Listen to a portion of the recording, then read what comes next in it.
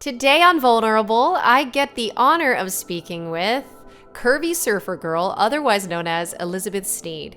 She is an amazing activist and plus-sized model, as well as designer of athletic wear for Joylyn, and I'm extremely excited to talk about her evolution in the sport and her love of Hawaii. All right, so I'm very excited to meet you.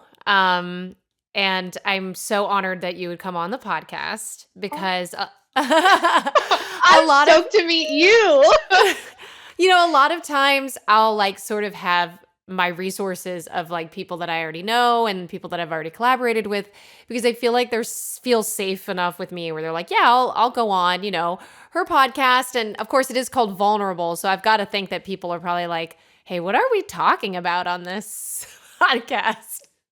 So I think we reached out and you were on this like very, very short list of amazing people that I was like immediately like taken to though, just based on your handle alone. And then everything else that so succinctly encapsulates your message and your brand. So Aw. so Elizabeth You're so is kind, Christy. Sorry, I'm like No, blushing over here. good. I'm glad. I want to hype you up. We all need to hype each other up right now, Um, Absolutely. so Elizabeth is an amazing surfer. She goes by the Instagram handle and other handles, I'm sure, but it's CurvySurferGirl. And I would love to chat with you about like your evolution into, your love of surfing. You mentioned to me that you were born in Texas, but then you're now Hawaii is home. I'm probably butchering saying that. It's okay. You're doing great. I'm proud of you already. Like I definitely used to call it ukulele, and somebody said it's an ukulele, and I was like, "Gosh, dang it! I just No, didn't it's say it right." okay. Sometimes when you explain the Hawaiian words, it helps with the pronunciation. So, like, Okay. uku is flee and lele is to jump. So it's like a jumping flea. Oh, that's Yeah, adorable. it's It makes ukulele, it makes the it makes that instrument even cuter than I thought it was right? before. Yeah, the Portuguese called it that. They're like, oh, it looked, or the Hawaiians called it that when they saw the Portuguese playing it. They're like, oh, it looks like a jumping flea. And they called it ukulele. Wow, I didn't even know that the ukulele was a Portuguese contribution. Yep. And the Hawaiians mastered it. I mean, as you know, Oh like yeah, it's they definitely such a did. big part of our culture here. Yeah. Okay, so let's get into it. Welcome, welcome. Thank And you. yeah, no, and this is I mean, you're on your phone, but I think it sounds and looks amazing. So just know that. Well, I'm in my brand new little home office studio that I'm converting, which I just announced yesterday. So you're the first person I'm ever talking to in this space, which I am so stoked. We're christening it right We're now. blessing it. We're We blessing are. it. Okay, cool. Yeah, I saw that on your stories. I also saw that you were recently in New York. I was. Yeah, I went to New York to do a press tour because Curvy Surfer Girl just received our first sponsorship with Jolyn. And so I Okay. had this vision like a year ago that I wanted to juxtapose surfing against like a big city Mm-hmm. to really share the message with a broader audience around the world. Because most people think like when you think of female surfing, we all, have the vision of a young, petite, blonde woman. And so I Roxy. wanted to, Immediately, right, Roxy. right. Like so every millennial girl, when they thought of that, I mean, I would think that we thought of Roxy and the perfume. I know I had that perfume. I think my first reel when I moved to California to start acting there with Disney, I think one of my first purchases was like a bikini from Roxy in Universal City Walk. And I was like, I live in California now. Yes, yes. I remember buying Roxy when I was a little girl too, and I even named Yeah. my dog Roxy. I So, named a dog Roxy. like, That's crazy. It's a great yeah, name. To be it fair, it's a is. very fun name and yeah. It Did it is. stand for anything? Did Roxy actually stand for anything like I what know is that that other their one? logo Basics. is really cool. Like if you look at their logo, it's actually a heart in the shape Yeah. of a mountain and a wave coming Oh together. yeah. Okay, So like cool. that's a really cool fun thing about them. But Yeah, yeah, yeah, I yeah. mean, we've just like for so long, we've only seen one version of a Yes. female surfer. And so 100%. about a year ago, I was like, you know what? I want to juxtapose like capitalism, patriarchy against the cities that promote all of that, and kind of stand in rebellion with my surfboard in the middle of this concrete jungle, because it's also like opposite of nature. It's all, man made construction. And so I went and I did that. Jolene was like, let's go, and we Awesome. went to New York and we did it. I walked in the middle of Times Square with my bikini and my surfboard, Mhm. and it was a big hit. It's gone viral since, and I'm just Nice. happy that more people can see it, because I know there's so many people around the world that don't even have access to coastlines, and I was one of those people most of my life. So I wouldn't That's have true. even been aware that this was an issue if there weren't people kind of reaching out from coastal places and connecting with middle America and other parts of the world that don't have oceans. um, Interesting. so it's just, it's an olive branch to try to invite more people to re-examine that narrative that's been going on for like 60 years. Gosh, yeah, I wanna go back actually too, like, from the beginning. So, yes, you said that when you were growing up, you remember seeing the Roxy Girl archetype, whatever you wanna call it. Um, and what was that like for you? When did let's talk about your story. When did you first realize your love of the ocean and decided to surf? What was that like?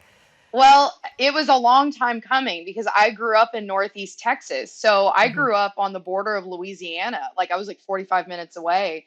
And Yeah. so, we grew up in lakes and ponds. And Mhm. of course, like surf culture in that early 2000s era was part of pop culture. Oh, And it I was a think that's total what you're poser referencing. lifestyle. Oh, It yeah, no.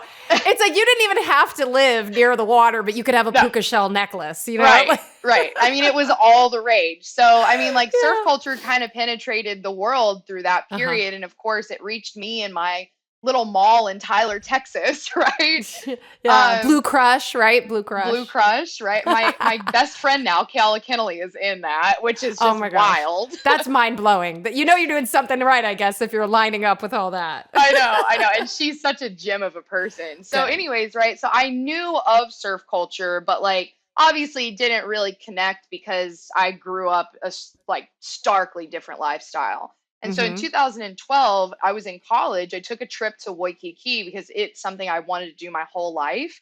And I just Okay. took a solo trip and stayed in a hostel. And I was Wow. actually mortified of the ocean, like literally terrified. I had almost died in Oh. Mobile, Alabama. I went to do the Hurricane Katrina relief Mhm. cleanup efforts at that time. Mhm. And a couple of my friends who were swimmers on my high school swim team were like, "Hey, Liz, why don't we go swim out to this sandbar?"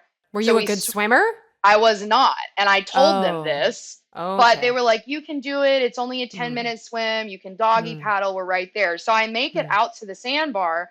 And then Oh on the boy. way back, like literally, I don't know how it happens in the Gulf, but almost instantaneously, giant thunderstorm clouds rolled in. The Oh my ocean god. became a very hostile place. And me and three other girls were swept out to sea. And Oh the my Coast god. Guard didn't see Literally my us. flipping nightmare. Literally my nightmare. Yeah, it Yes, was a continue. nightmare. I mean, Oh my it's god. absolutely terrifying. And you're just swimming and it's a treadmill. Like you can't go anywhere. Oh my And so god. we end up getting, of course, exhausted. And the only thing we can do is like float on our backs. And eventually I formulated a plan to try to make it to the pier because the pier was about a quarter mile out. And we were pretty far, but I'm like, if we can make it to one of those concrete pier poles, we can hold on until someone can rescue us.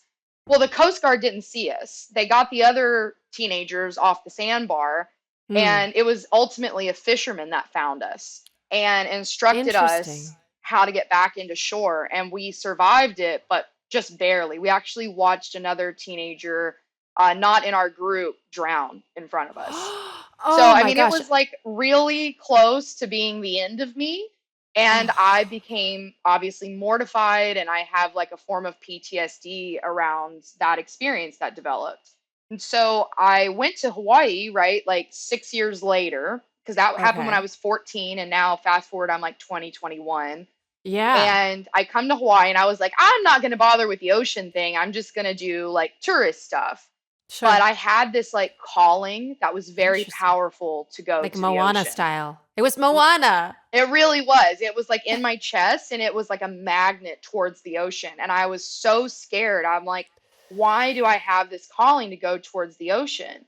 And so eventually I decided, okay, if I have to do this, I need a plan because I'm not Uh-huh. going to go drown myself again. So Wow. Yeah. I met the Beach Boys in Waikiki, and they do surf lessons, and they put me on a surfboard for the first time, and The I was Beach like, Boys? the Beach Boys. So The act the the actual, beat well, not the band, Okay. but in Hawaiian culture. So we'll give you a little Hawaii history lesson. This Please is do. good for everybody. I am I am absolutely ignorant, and so It's please okay. teach me.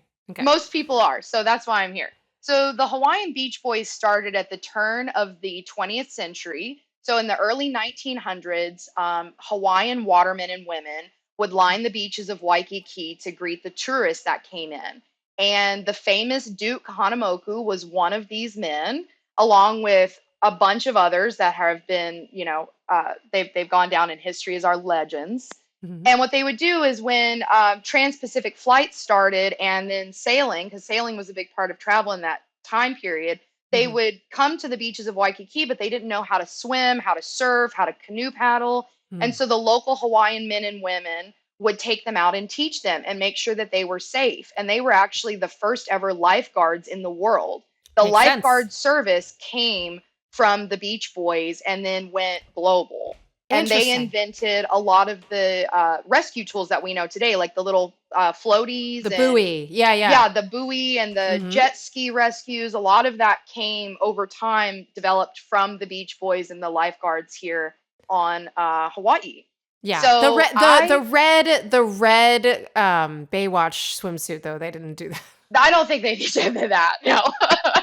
But they came up with the whole concept for all of this. That's And amazing. so they are literal local legends. Everybody that lives in Hawaii knows the Beach Boys.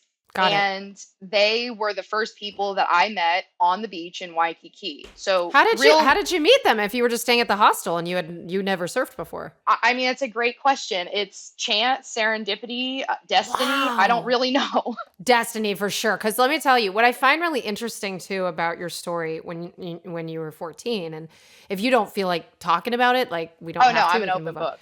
Okay, so what I found really interesting, and what it seems like you've brought to intellectualizing your sport and your contribution to it, and even it sounds like where you live now, is that you thought strategically about how to save yourself in the water. Whereas I'm sure your friends who are much better swimmers than you weren't thinking as strategically, and you were like, no, I'm going to be the leader. And I think we should go and find that spot to hold on to. So you actually, whether you realize it or not, you actually saved your friends' lives too. So Yeah. It was definitely teamwork. I mean, we all had to work yeah, together to get there. And, yeah, at that point, when you're in the ocean for like 3 hours adrift at sea and you don't understand how riptides and currents work, what you're supposed to do. And maybe this podcast will save somebody's life because I'll let's hope. share with you what you're supposed to do. If you Okay. ever get into a riptide that's pulling you out to the ocean, you Okay. don't swim against it towards the shore, you swim parallel with it, and Got it. eventually the current will weaken and you can just veer off to the shore. So Now, smart.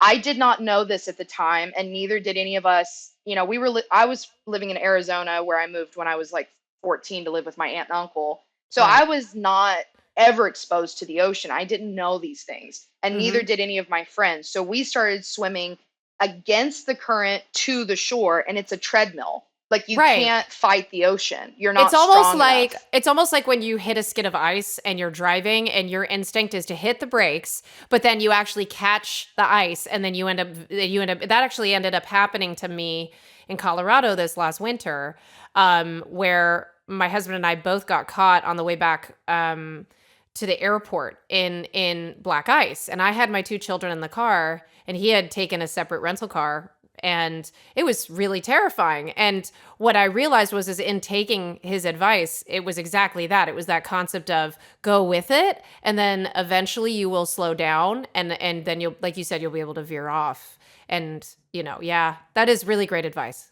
Yeah. Well, I mean, it's something that, as a tourist to a place with oceans and different natural patterns, maybe you'll learn something here just from the conversation that's life saving because it is important to know. And one Yeah. of the things you can always do to stay safe, no matter where you go, is make sure you're swimming by a lifeguard tower. Yeah. But unfortunately, not all beaches have them. So, Hmm. just do your research. But that's Mhm. what happened with us. And, of course, your muscles start to atrophy. Like they Oh, literally just stop working after so many Jesus. hours of trying to swim. And Okay. there's nothing you can do about it. Your body just starts to shut down. And So then so, did you tell the Beach Boys when you were approaching your first surf lesson? Okay. What was yes, that I like? did. And Yeah, they were super, like some of the most kind, compassionate people I on the bet. planet. Yeah. I think they deal with a lot of people who are scared of the ocean and don't Mhm. understand it.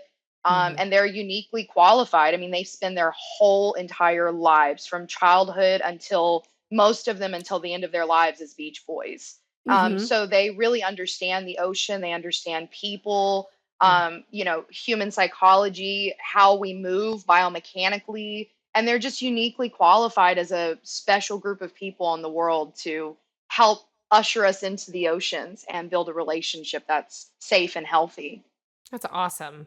All right. So you told them and they were very compassionate. What was it like to step foot on that board for that first time and catch your first wave? What was that like? It was simultaneously terrifying and blissful.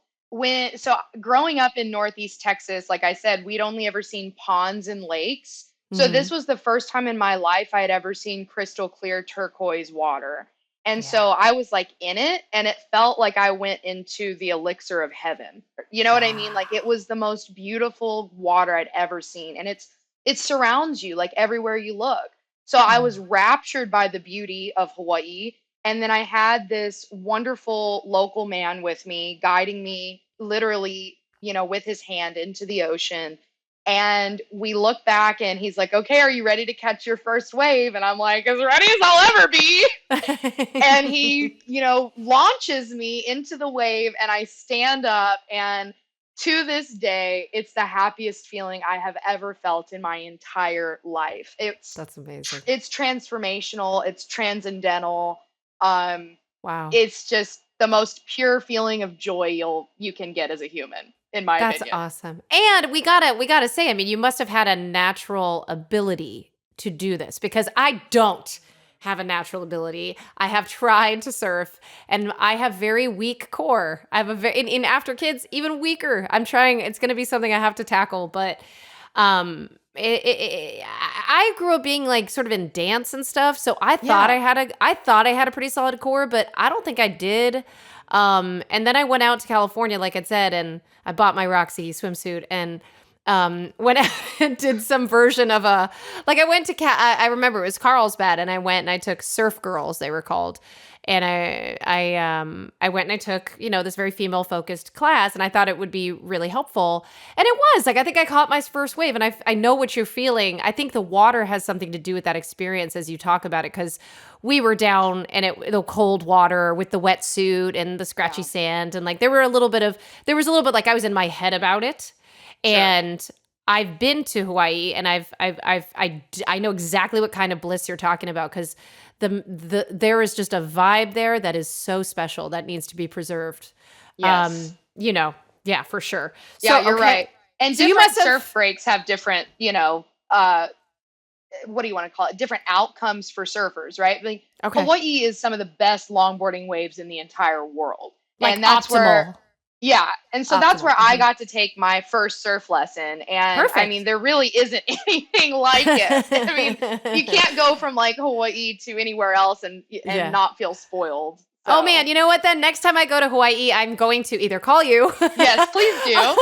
or I'm going to do this. I'm going to give it another shot. And you've already sold me on it even like not even halfway through this talk. So, I think you would really appreciate it. With the right surf instructor and conditions, it will change your life. And oh, I love that. it's not as hard as people make it out to be with the right equipment, teachers, and conditions. It's So, actually really mhm. easy when you've got all of that aligned for you. But what do you think though? Like, is it one of those things, like you said, it's somewhat transcendental, but do you feel as though it is freeing in that way where it's like, I'm very much in my head about every little thing and Hmm. it's definitely a problem. It's anxiety. There's so much that's, Same. yeah. Okay. Yep. I And have then, really bad anxiety. So I'm right there with you. okay. So then do you feel like once once you're on the water, it's all gone? Does it all leave you? Being surrounded by the ocean is definitely a calming effect. I mean, I think we have to realize as human beings, we are inside in unnatural environments 90% of our lives now, Mm. and we Yeah. are biologically engineered to be in nature. And so when Yeah. we go back to nature, there is a sense of calm, relief, peace, because that is where we were built to be.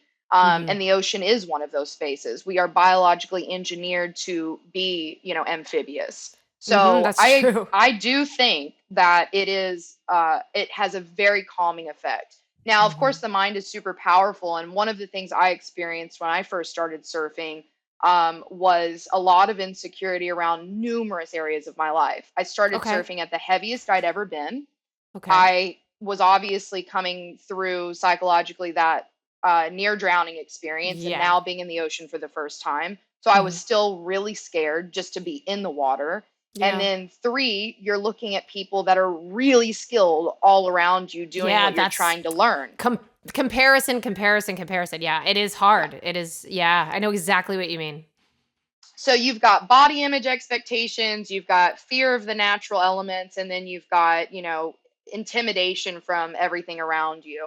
But if you can just stay focused on what you're there for and you can focus on you having your best experience and listening to your instructors, when you are on a wave, I will tell you this, no matter who you are, you don't have your brain chemistry doesn't have the ability to get anxious because you're just solely focused on being on that surfboard and that wave. And so it Awesome. is very liberating for anybody that has anxiety and is an overthinker because in Hmm. that moment, there's nothing else your brain can focus on. You're just focused on balancing and smiling and soaking it all in. And then when you get done, you're like, okay, I'm ready to go again. And then you might have another Yeah. cycle of like, intrusive thoughts, but then you get another Right. wave and they go away. Right. Well, and you see a lot of people depicting themselves as sort of the surfers in the clusters, kind of sitting and waiting for the waves sometimes. And I wonder, is there sort of a meditative quality to sort of just chilling on the water in some ways, or does that not happen in Hawaii? Oh Like, is yeah, there no? no, it's Okay. super meditative. You just Okay. so when we're in those are called lulls, which is in Hmm. between where there's waves coming. So in the lulls, you just get off your surfboard and you prop your upper body on it and you just look at all the beauty around you. And in Hawaii, That's it's awesome. magical because you're Yeah. surrounded by mountains and crystal clear turquoise water and turtles swim up to you and dolphins kind of swim by sometimes and you just feel like you're in a magical fairy tale, you That's know? so So it's cool. very meditative and relaxing. Okay, all right. So now you were encouraged by that trip, that experience. Then what did you end up doing? So it took me 5 years. I moved back to Arizona to finish my degree program. I ended up living in Switzerland and Washington, D.C. Wow. And then, I was a political person. I was a government relations lobbyist professional for like 10 years. And Okay. so I was in this role where I was an environmental lobbyist. And I was just like, you know what? All I want to do is go and become a surfer and live in Hawaii and Yeah. find whatever 9 to 5 job I can do to like support this dream of living out there.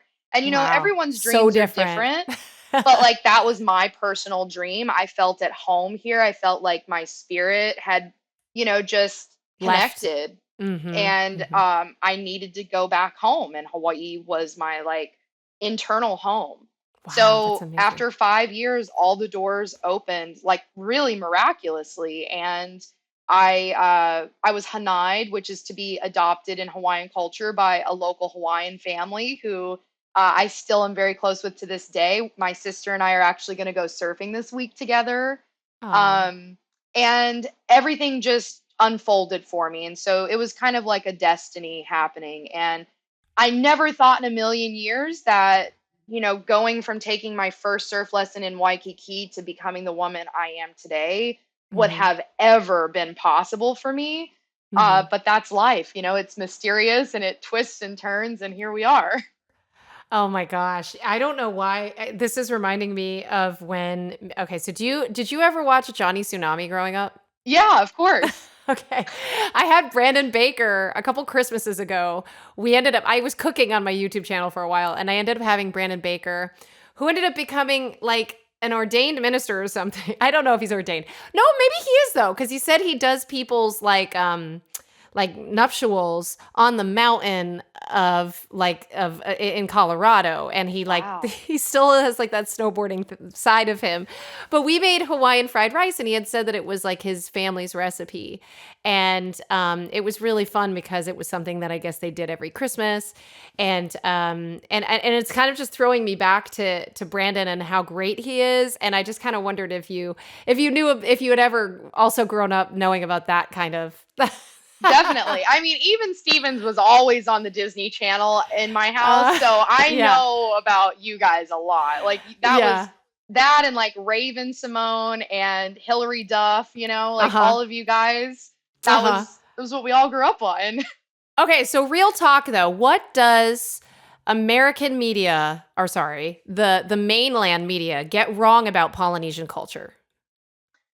Oh, wow. This is such a deep, beautiful question. I hope I have the strength and wisdom to answer it well. Um, Polynesian culture is so incredibly beautiful.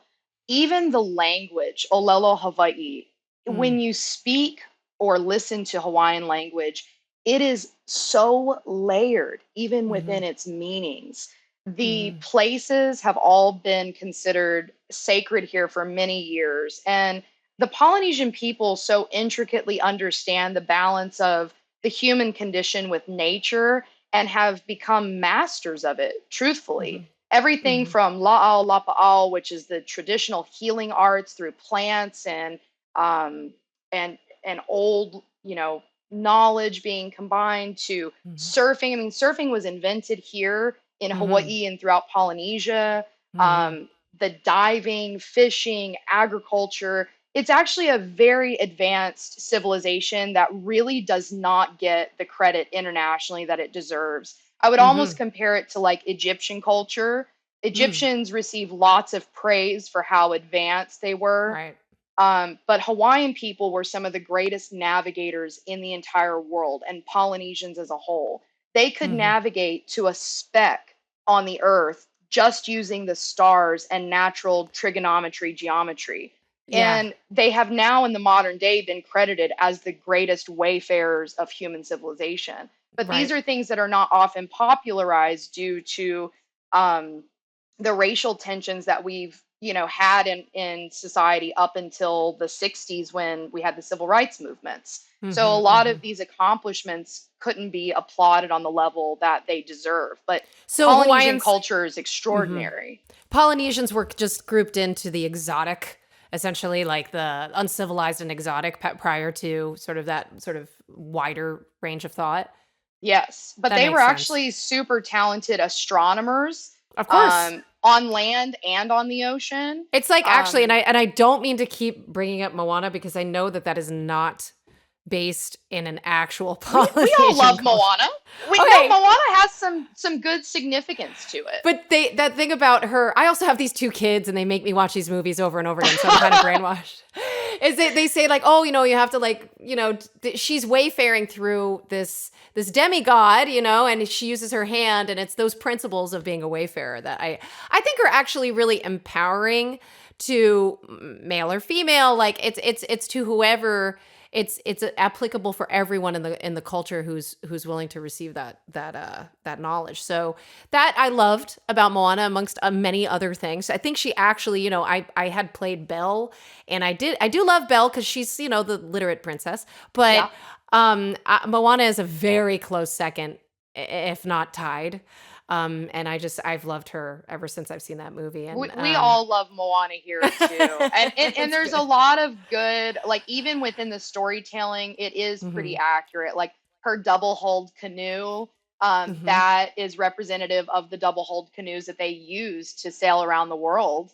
Uh-huh. I mean, it's so cool because I love the Bishop Museum. A lot of Okay. people don't know this about me, but I love studying Hawaiian and Polynesian culture. It's just like one of my favorite things to uncover Uh-huh. because the mythology, the history here is just so amazing, and it's been preserved by so many generations of Right. Hawaiians, Hmm. so that the world can have it. And of course, the principle of aloha is here. So, Mhm. anywho, at Bishop Museum, they talk about the hokulea, which is the Mhm. double hulled canoe that Mhm. they reconstructed, and that's presented in Moana. So Awesome. there is a lot of like historically accurate things in Moana, which is cool. Well, good for them. They did their job. They Yeah, they did. did their job. Okay, so geez, I mean, there's so many amazing things that you just said. And I mean, you have lived so many lives. I'm so excited to have Oh you God, Christy, you're great. chatting. I've So lived like have two, and you. you've lived like a bajillion. It's amazing. No, no, I So just dive into stuff. so you said you were adopted by a family. What was that adjustment like when you like left the mainland and then officially went there? You went there, you gained access to Hawaii because you were adopted or you were adopted after? No, I had so when you move to Hawaii, I don't know Yeah. if most people know this or not. It is the most isolated landmass on Earth. We are Yeah. 3,000 miles away from the nearest land. Mm. So to move here is such an ordeal, like Yeah. financially and otherwise. It's just Mhm. a huge transition. And Mhm. so I needed a place to call home base for like the Mhm. first 3 months so that I could find housing, so that my belongings, my vehicle could get shipped over. Mhm. And I met my Hanai sister. Excuse me. Bless Sorry. you. You're okay. I met my Hanai sister in Arizona and we bonded and connected immediately. And they moved back home to Hawaii. And I called them one day and I said, look, it's time. Like my journey is unfolding and I need a place to call home while I'm transitioning. And they opened the doors of their home and their lives to me with open arms and Oh, that's totally amazing. embraced me. And Yeah. they were the ones who originally educated me on all things Hawaiian and Polynesian, Got it. because their family are practitioners of hula, of lei making, of all Okay. kinds of beautiful things in Hawaii. And Mhm. so I don't know if I would be the woman I am today without them and their guidance and leadership about what it means, to be in Hawaii and the Mhm. beautiful history that encompasses this culture, for the last, 1,000 years up until present day. So it was That's amazing. extraordinary to be part of their family, daily life, for 3 months. I was introduced to Hawaiian food. Oh, I was yeah. introduced to the ocean by them. They were the first Mhm. people when I lived here that took me. Surfing? Yeah, not surfing, but they just took me Okay. to the water and, Uh-huh. kind of taught me like how to be in it, what to look for. Mm. And What do it's you just, look for? Are there things you can say? There's some things I yeah, think you can't say, like certain places only locals are allowed to know about. I remember that from my trip, yeah. which is Well, like fine. when you go to the ocean, especially in Hawaii, one of the things that the locals will teach you is never turn your back on the ocean because we can have Mm. rogue waves and sets come through, that Mm. can drag you out, or you can get caught in the shore break and get in trouble in there. So they Okay. taught me all these things. They taught me about the shore break. They taught me about tides and currents and wind patterns. Like in Mhm. Hawaii, we have the trade winds, and they taught me how the trade winds come in through the ocean and off the mountains and affect our weather patterns here. Of Mhm. course, we have the volcano in Hawaii Island that's one of the most active in the world. And so Mhm. we get something called fog that floats over, and it can cause a little bit of like sinus irritation. So they were Mhm. just teaching me, even place names was a huge part of my transition to living with them, like learning how to say ko'olau and Olomana and Kalakaua. All the Mm. street names and places are very hard if you've Mhm. never pronounced the Hawaiian language. So they Sure. taught me how to break down place names, what they meant, meanings Mm. within the word, like ukulele. Like Yeah, what I yeah. just did with you is what they Yeah. did with me, but like every single day with Okay. countless words. And I Oh. had to learn like Kalakaua, which is the main boulevard in Waikiki. He was actually a king of Hawaii. So Mm. I went through and I had to learn all of these cultural components of Mhm. Hawaii those Mhm. first 3 months I lived here. And that was all part Smart. of my growth and who I became today. That's amazing. All right, so now what made you become the Curvy Surfer Girl brand? Yeah. The So icon. oh gosh, y'all are too kind to me. So I had been surfing for about 3 years. Mhm. And as I'd mentioned, I'd started surfing at my heaviest. I was just over 210 pounds at five Mhm. feet tall. And so Mhm. I was definitely plus size. I was about a women's size 18. And I Okay. just remember how humiliating it was constantly trying to find stuff to surf in Mm. um, that would never fit me. I would go into the big box stores, I would go into the mall, and I just felt really excluded because I didn't see anyone like me with my Yeah. body type surfing. I Right. didn't have, a whole lot of options to go surfing in. Mhm. And I would look around me and there were all these people that, were wearing trendy, cute bikinis and one pieces and rash guards. And I was just like, well, because I'm fat, I guess I don't get to experience that. And I had just accepted it as reality for many years.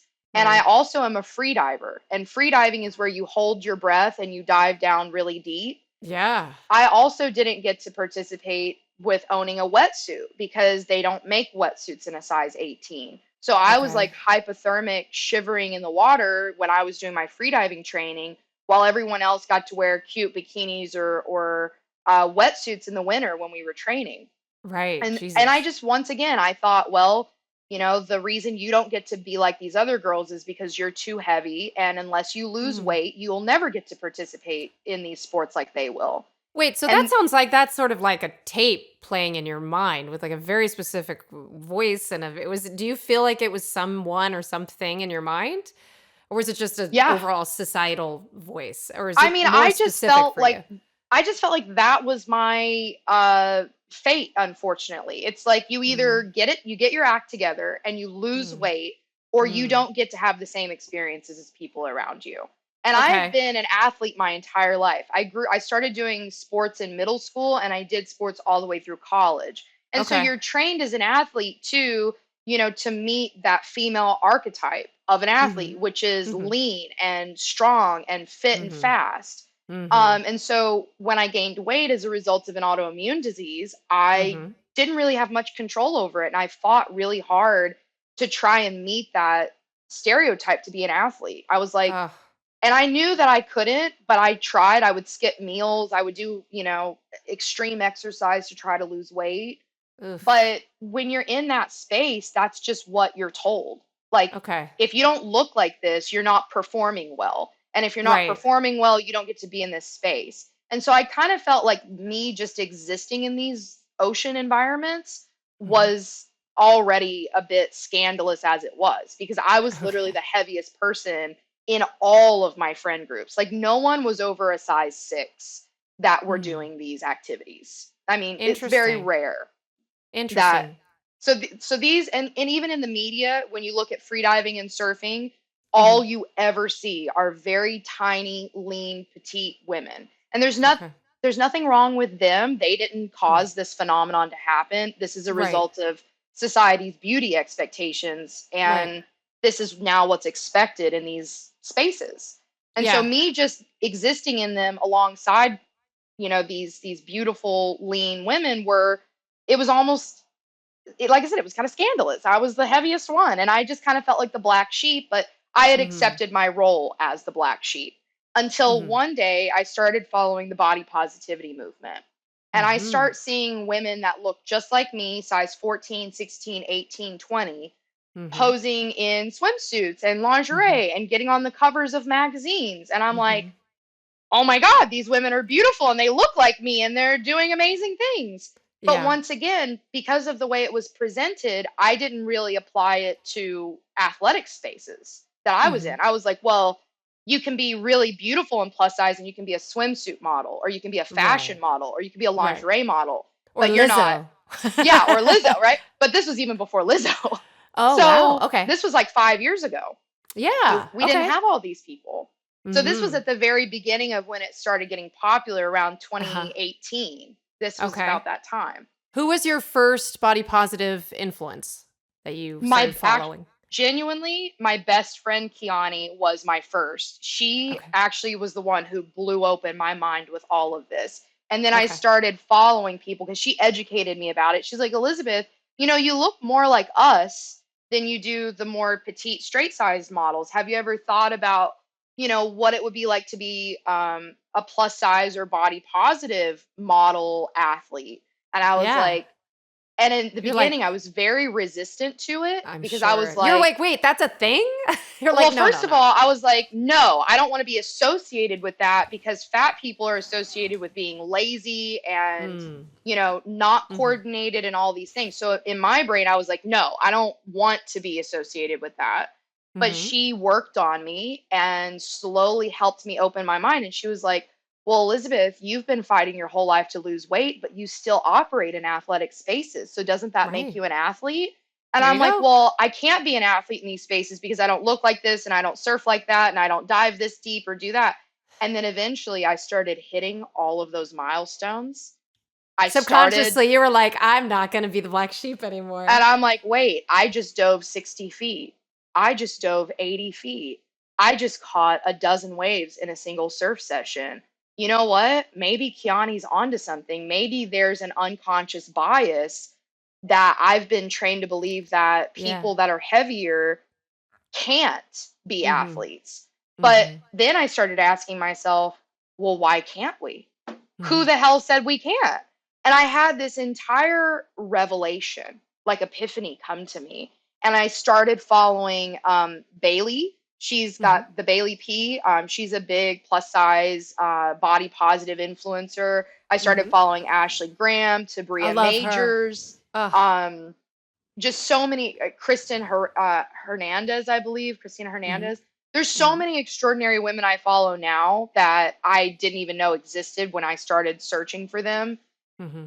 And of course, my Instagram page was full of like Kim Kardashian lookalikes. Right. So that was and not only her, but other elite athletes that were on like the Hmm. covers of fitness magazines. Hmm. So I was just constantly trying to be like them instead of accepting myself. Well, that's the thing, right? Is like when we think body positivity, there's been an interpretation of what it means to be plus size and sexy, and I'm curious because actually, if I go to one of your most recent posts that I was just looking at, Oh right? yeah, that's a good I one. All right, so there's a beautiful picture of her, of Elizabeth in Honolulu, and she's got this gorgeous black bikini, and you're on the beach. Your tan is out of this world beautiful, and she's doing a come hither over the shoulder. And it's like what you wrote was really beautiful. She goes, "Some people interpret the same pose as sexualized simply because I'm voluptuous and didn't smile. So let me be clear, Hollywood and the media has done an exceptional job of sexualizing women with larger breasts and hips compared to straight-sized women. So think of the headlines of Sofia Vergara versus Keira Knightley in a V-neck dress. The reality is, regardless of the expression on my face, interpreting my posing as sexualized in a curvy body is an unconscious bias from decades of headlines that have communicated to the public straight-sized bodies are classic, elegant, refined, etc., while curvy bodies are sensual, revealing, scandalous, tempting, exposing. Um, Living in a curvy body, I've been advised to cover my chest more, wear looser clothing, wear full coverage swim bottoms. Otherwise, my appearance may be inappropriate or distracting." And then you go on to say, challenging these beauty standards and illuminating this unconscious bias is an opportunity to re examine the existing narrative. So when we think about the sort of one side of the body positive movement and thinking to ourselves, it's so easy to misconstrue a full figured body as a Kim Kardashian thing, a BBL, if you will, because that look is not natural, right? Right. Like to me, it's meant to look unnatural. And then from what it looks like, they actually took out some of that portion of their bodies. Now it doesn't look the same from what people are saying online, is that they reversed their BBLs. I don't know if Right. you've heard that, I but have heard that, and it actually affected me because I started thinking, I'm like, wow, are all of a sudden people going to think that my body now is uncool, unpopular? And you think about that when you're curvy, because we couldn't help but be born in these body types. right. But, when people with lots of money do have the opportunity to shrink and expand themselves in certain places, it Hmm. does affect, the quality of our lives as well. Yeah, I'm sure it does. And like you said, body type, it's not a temporary thing. It's genetically like who you are, and it's also too that there's a Hige principle I recently read about, which is like I misunderstand which culture it is, but I think it's Nordic, and it's the idea of like coziness and IKEA furniture and like like it's like the Nordic way of thought and why they have such a green, happy, like one of the happiest places to live kind of thing is like either in Norway or something, and Sweden and all of those places. So it's the idea of thinking of your body as how strong can my body be? What can my body actually do rather than looking at it as a piece of skin to be like a piece of clothing that you're wearing. It's actually so much more empowering to think about like just no matter what size you are, how strong can you possibly be? So Yeah, there's that's that. definitely my philosophy at this point in my life. And to build on that post, what I was trying to say in there is a difference between viewing somebody as sexy and objectifying a person. Because Interesting. objectifying or considering something sexualized is a form of objectification. And Mm-hmm. so, part of my message was sharing my body with the world and sharing what my body can do with the world, is not, to make sure it's perceived as strong, healthy, fit.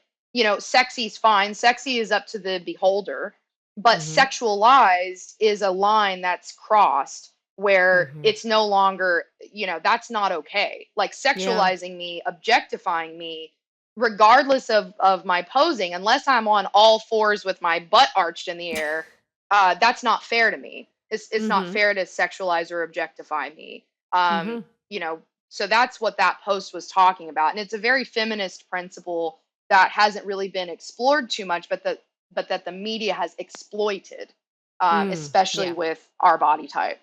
Yeah, yeah. I just wanted to bring that up, and it's really great for you to kind of remark on that, and know that doesn't take away from how hot you actually are. I mean, I think you're pretty hot. So Thank sorry. you. Yeah, no, I mean, thinking someone is sexy, attractive, hot, whatever, that's perfectly fine. That's Yeah. not making me a sexual object. Uh-huh. So Yeah. there, it's understanding that difference as someone who's participating in society and looking at each other. Yeah, I So think there's that's also like I've seen people posting things about the male gaze. Like a lot of women were like, "This is me when I used to dress for the male gaze," and like this yeah, is I've me seen now that too. dressing for the female gaze. So it is interesting. I think it can be talked about in terms of feminist principles, um but now going forward. So what are goals that you have? Because it sounds like to me that you're no stranger to advocacy with your time in DC and seeing probably like the good and the bad and also far in between. So what are your goals? I mean, do you have goals beyond body positivity? Are you looking towards, trying to protect Hawaii and in terms of, climate stuff that's happening and what would you like to do? Yeah, I'm in love with all of that. A lot of the stuff, I do behind the scenes right now because I'm trying to build Curvy Surfer Girl still.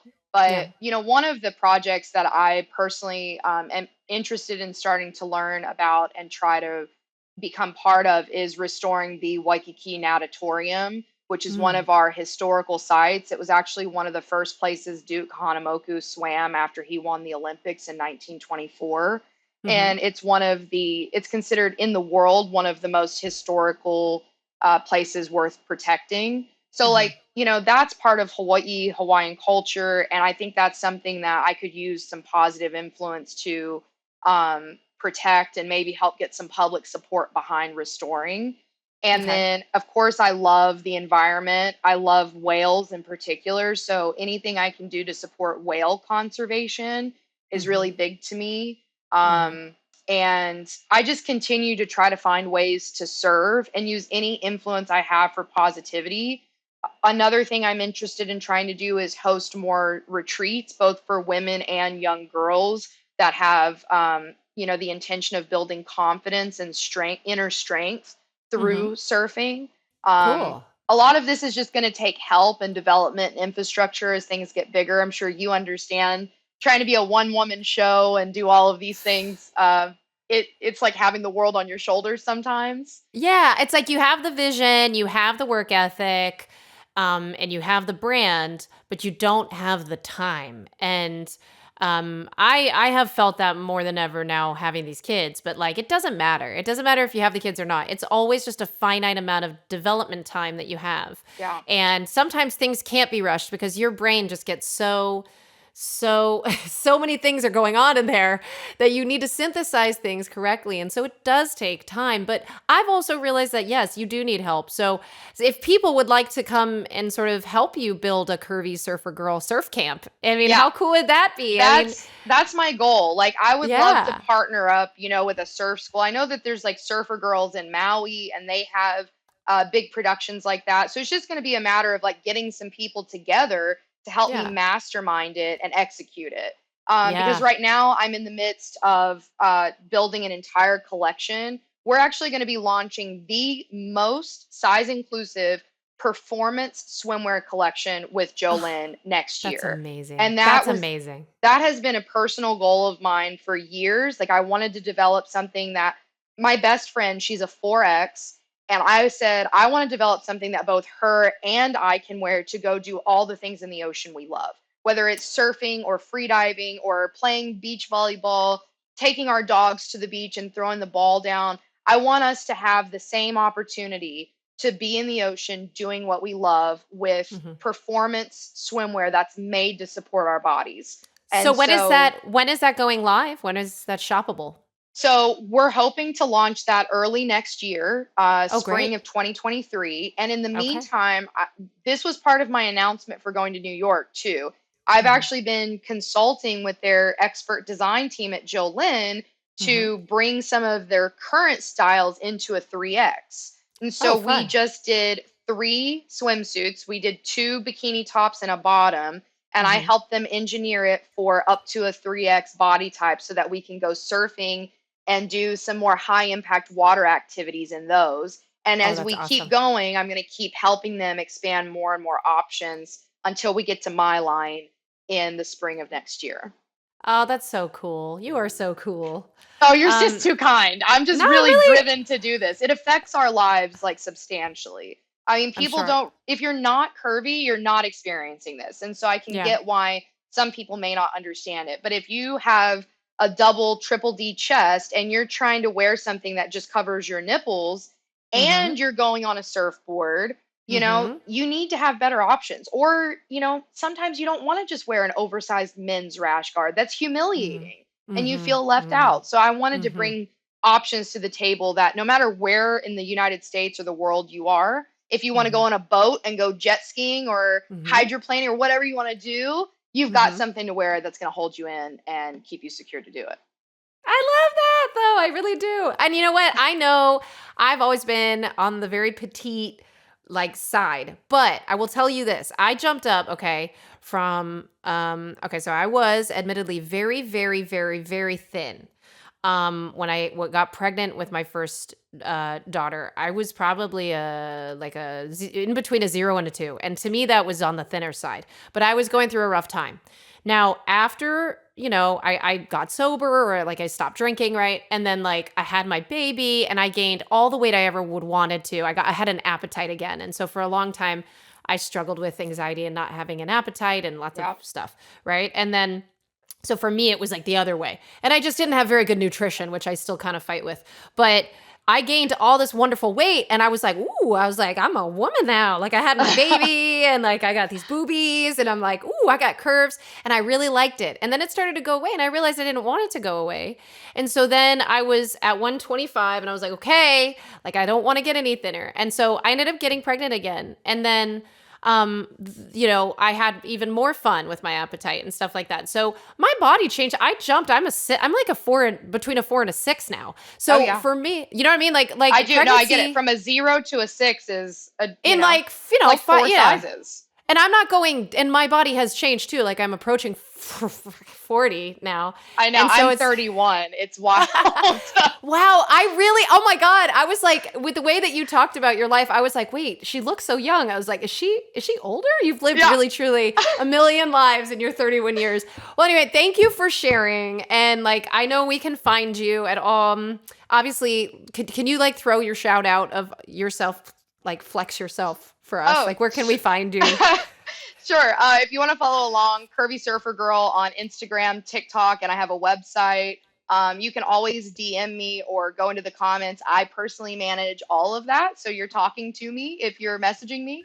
And I'm just stoked to welcome you to the environment. Honestly, everybody of every size is welcome. That is a huge mission that I want to point out. Like, it doesn't matter if you're super petite or you're plus size. While we're trying to gain more traction for plus size women in surfing, these kind of patriarchal values have negatively affected the body image of millions of women. And so this is a women's empowerment space, and we welcome you to be one of our newest Curvy Surfer Girls if you'd like to. Yay! Thank you so much, Elizabeth, for being on Vulnerable Podcast. It was truly an honor, and I can't wait to schedule a trip out to come and see you and surf Please or do. try. Please do. I I'll promise try. you've got to see. I pinned it. If you look at the girl in the yellow swimsuit, Uh-huh. she didn't believe that she could surf either. And if you look at her, she's surfing and having the time of her life. So I would Okay. love to invite you out here to come surfing. Okay, so she's on your feed and you pinned it on Yes. TikTok or Both Instagram? actually, but Okay. Instagram it's pinned at the top, and All right. she was a dream. So go Okay. check that out. And if you think you can't surf, she also thought the same thing, and there she is surfing. Oh, thank you so much, Elizabeth, for being on. We love you. Thank you. We love you too. Aloha.